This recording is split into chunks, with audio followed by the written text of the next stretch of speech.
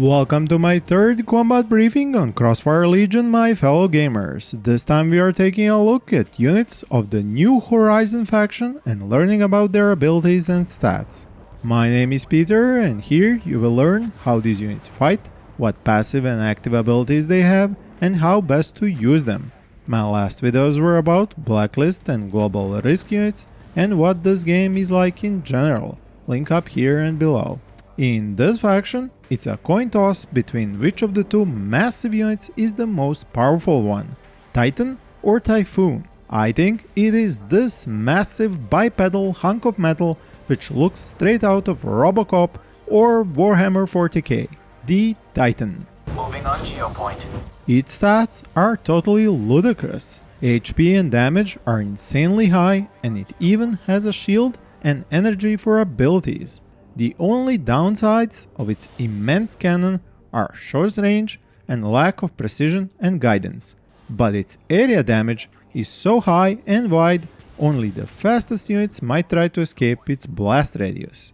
As before, I will try to stay away from exact numbers for stats, as these are subject to change, so we'll go over to its abilities and other specifics. It has the lumbering speed you would expect from an Adeptus Mechanicus Titan and a list of abilities to boot, but it's exactly those abilities which help its shortcomings. The first of these is called Blitz, and it is an apt name.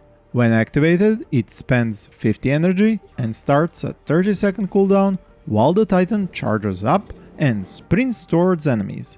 They get pushed back while the Titan becomes temporarily invulnerable. Then it is the perfect time to use the next ability, Ground Stomp. It has a 40 energy cost and 20-second cooldown, while the units hit by it are both damaged and stunned. Its last ability is Active Recharge, which uses up 50 energy and starts a 60-second cooldown to quickly regenerate the Titan's shields, which are half as big as its HP. Lastly, it can shoot at a designated spot on the ground, and if it wasn't obvious by now, its weapon can only hit grounded targets. It can't spot or be stealthy, and requires the HQ to be upgraded to level 3 and the vehicle assembly to level 2 to even be built, while its ground stomp ability is unlocked there. With everything already said about the Titan, I must stress the fact that this is a very powerful unit, but only if used properly. Waste a shot on a fast or small target, and by the time it reloads, it has lost its shields and started losing its HP. The Cyclops does not have this disadvantage. This medium tank might even be called a tank hunter, as its railgun is designed to do high damage to land vehicles and at long range. It glides over the battlefield on its high-tech hover system, but has the same disadvantage as many New Horizon units, for its projectiles are not guided. It can only attack grounded targets, can't go or detect stealth, and it is only constructed after you upgrade both the HQ and the vehicle assembly to level 2. There you can unlock the laser targeting passive ability for the Cyclops and increase its range further. It fires more rapidly than the Titan, but its survivability is much lower due to having less HP and smaller shield capacity. So just as I said, look at it more as a hunter than a frontline tank. When it comes to infantry units, we have some real polar opposites in this faction. The Vampire is the first fully melee unit in Crossfire Legion and naturally can only attack grounded targets and suck their blood. No, really, I will show you that in a moment. It's not that cheap, but it also has a shield next to its high HP, while it can't go into stealth mode or detect such enemy units. Its first ability is called Dash, and it allows it to quickly close into melee range with enemy units or escape from an ambush within a 15-second cooldown. It's a really handy ability for hunting down retreating enemy units. Now for the ability which makes good on the promise of its name, Lifesteal. It's unlocked at the infantry assembly and gives the Vampire a boost to its shield after each successful attack on a target. The other infantry unit is called the Lycan, Moving as instructed. and this is where the vibe from the movie Underworld really starts to kick in after that whole melee sword wielding vampire unit. This one does have a rifle and a jetpack to boot. It has rather low damage and medium range, but quite high shield and HP. The Lycan starts off with a jump active ability and it's actually invulnerable during its flight. It does not shoot while flying, and that ability has a 25-second cooldown. It's perfect for getting over obstacles and straight into undefended enemy bases. To even recruit it, you need a level 2 infantry assembly, and there you can upgrade it with the heavy jump passive ability, which doubles down on the jetpack usage because it imparts a reduction in damage taken while slowing down enemy units at the Lycan's landing area. This means that with both units you get a lot of flexibility with both your attacks and tactical withdrawals. To help boost these units in the first combat skirmishes, you can use the commander's ability called Null Void. This helps your units take less damage while standing in the area affected by the null field. The other ability is the Radiation Zone. It also has an area effect ability, but this one directly damages all enemy units in its effective range. Its visual look is quite stunning and its damage is considerable. There are actually more commanders and ability combos in each faction, and once they are all available, I will make a new video about them.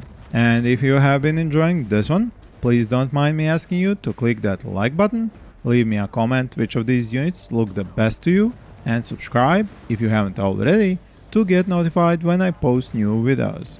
Now we come to the support unit in the New Horizon faction. This is the Orion, and it is the only unit capable of detecting stealth units. It has no actual weapons of its own, has an energy pool, very low HP but quite high shields, it's small, hovers, and has 3 very useful abilities. The first one is Heal, and best of all, it can be set to autocast with its low cooldown of 1 second and energy cost of 4.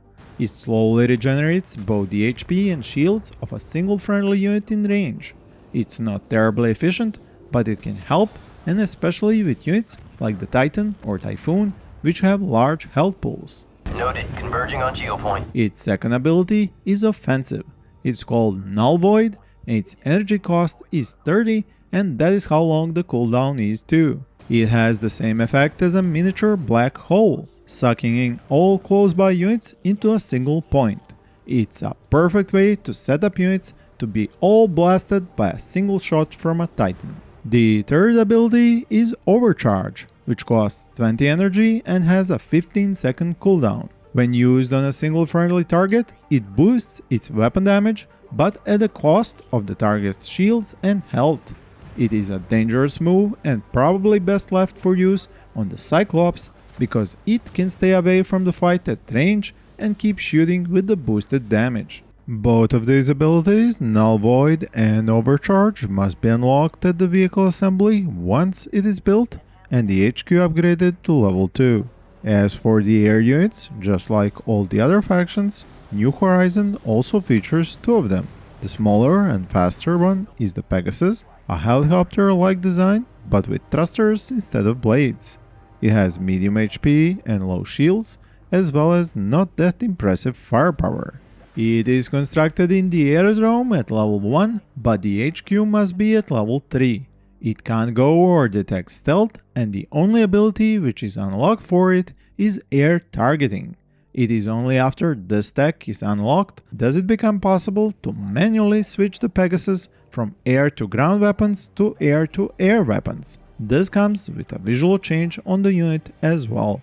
In a large enough swarm, it can protect your units from enemy air, while when switched back to ground targeting weapons, it can clear away enemy ground turrets. The last unit of the showcase is the second air unit, the huge Typhon. It also uses multiple thrusters, but it's really slow. Its HP is actually lower than its shields, which is similar to the Orion support vehicle. It can't go stealth or detect such units. Its weapon systems are actual swarms of exploding mini drones. These can even be used to target the ground and keep on attacking at the same spot.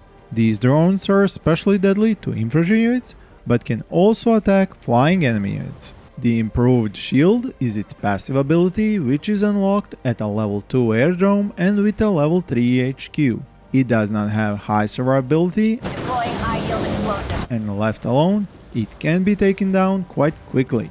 So use it in support of your other units and try to keep it well back from enemy anti-air units or turrets.